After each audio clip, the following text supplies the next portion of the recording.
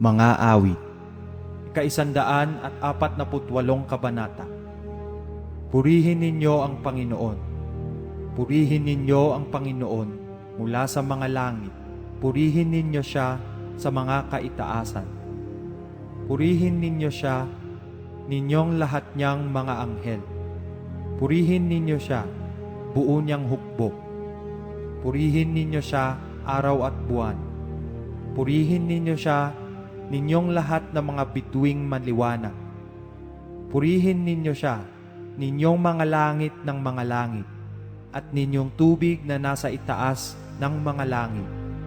Purihin nila ang pangalan ng Panginoon, sapagkat siya'y nag-utos at sila'y nangalikha.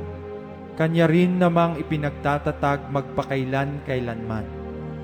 Siya'y gumawa ng pasya na hindi mapapawi. Purihin ninyo ang Panginoon mula sa lupa, ninyong mga buwaya at lahat ng mga kalaliman. Apoy at granizo, niebe at singaw, unos na hangin na gumaganap ng kanyang salita.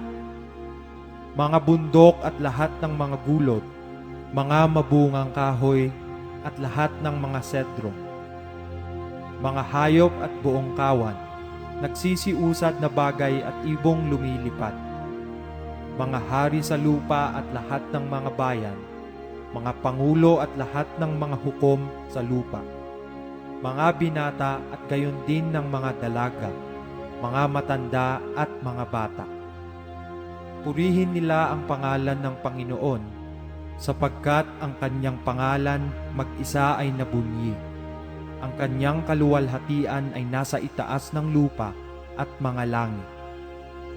At itinaas niya ang sungay ng kanyang bayan, ang papuri ng lahat niyang mga banal, sa makatwid bagay ng mga anak ni Israel, na bayang malapit sa kanya. Purihin ninyo ang Panginoon.